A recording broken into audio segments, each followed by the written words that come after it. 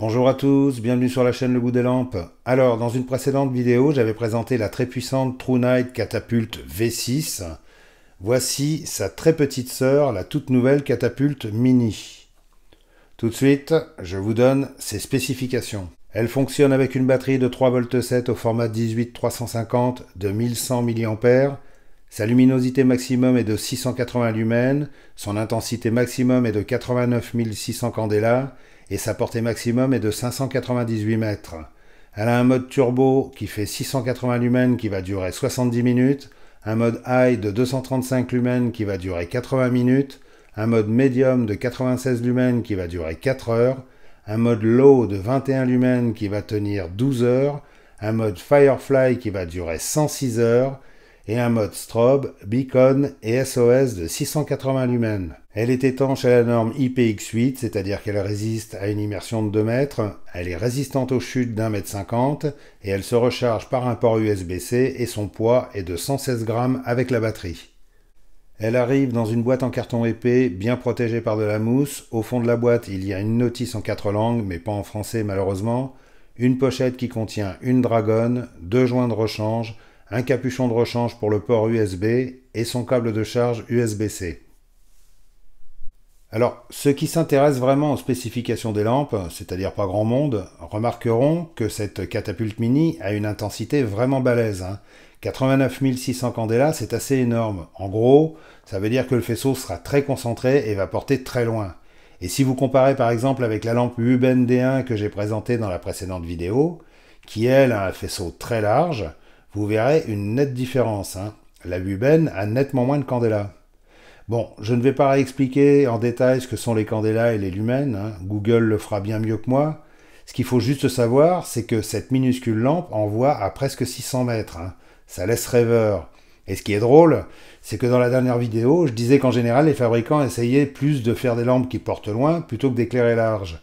Et bien là, avec cette catapulte mini, on a un vrai mini sabre laser. Alors si je devais donner un qualificatif à cette petite lampe, le premier qui me viendrait à l'esprit, et c'est celui qui m'est venu à l'esprit quand je l'ai déballée, c'est « elle est trognon », quoi. Alors trognon, c'est une expression que j'ai toujours entendue quand j'étais petit, quand les gens me voyaient, surtout. Bon, ok, je me doute que vous avez un peu de mal à imaginer, bref. Je trouve cette lampe super mignonne. Comparée à sa grande sœur, elle est nettement plus craquante.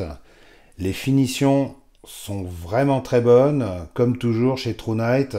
C'est fabriqué avec sérieux. La lentille est de type TIR, c'est la nouvelle génération de lentilles, comme utilisent beaucoup Olight par exemple. Au lieu que ce soit juste une vitre fine qui protège un cône réfléchissant, c'est toute la lentille qui est en verre massif.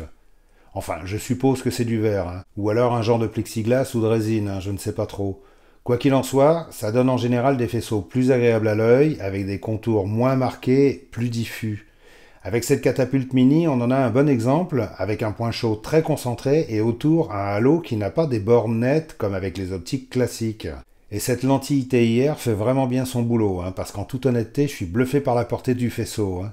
Il va vraiment très loin pour une petite lampe comme ça. On peut dire qu'elle découpe l'obscurité, cette catapulte mini. Et ces modes beacon et SOS sont carrément bienvenus, parce que quand on est perdu ou accidenté quelque part en pleine nuit, ça peut vraiment vous sauver la vie. Son fonctionnement est assez simple, vous faites une pression pour l'allumer et en laissant le bouton enfoncé, vous avez les 3 modes principaux qui défilent. Low, medium, high, low, medium, high. Pour avoir le turbo, il faut faire 2 pressions rapides. Et pour le strobe, 3 pressions rapides. Pour avoir le mode Firefly, quand la lampe est éteinte, il faut juste une pression un peu plus longue. Et là, vous retombez sur le cycle normal. Low, medium, high. Low, medium, high. Pour avoir le mode beacon, il faut allumer le strobe et faire une pression d'1 seconde. Et là, vous êtes en mode beacon. Le mode beacon, c'est un flash. C'est juste un flash. Et pour avoir le SOS, il faut faire une autre pression d'1 seconde. Et là, vous êtes en mode SOS. Point, point, point, trait, trait, trait, point, point, point. Il est assez rapide d'ailleurs. Pour verrouiller la lampe, il faut faire 4 pressions rapides. Et là, la lampe est verrouillée. Pour déverrouiller, vous faites la même manip.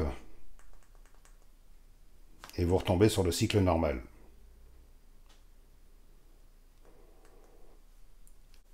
Alors, avec toutes les lampes que je teste toute l'année, je trouve qu'avoir ajouté les modes Beacon et SOS est un excellent exemple que beaucoup de marques devraient suivre.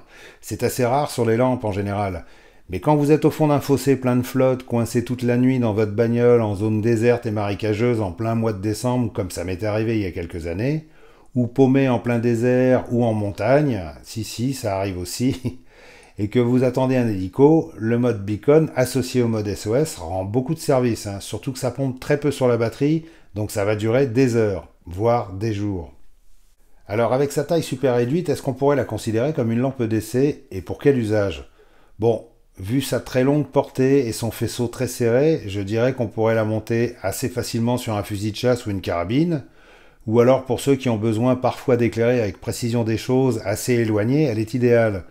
Mais vu qu'elle a le beacon et le SOS en plus, je dirais que ça peut être une excellente petite lampe de survie à emmener au fond de son sac ou à placer dans un sac d'évacuation. D'autant qu'au vu de ses spécifications, elle a une excellente autonomie pour une lampe de cette taille.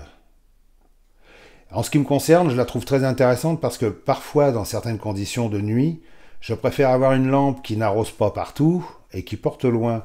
Et comme en général ces lampes ont des optiques très grosses, comme par exemple sa grande sœur, la catapulte, ce ne sont pas forcément les plus pratiques à trimballer. Du coup, je trouve que cette catapulte mini est une super idée.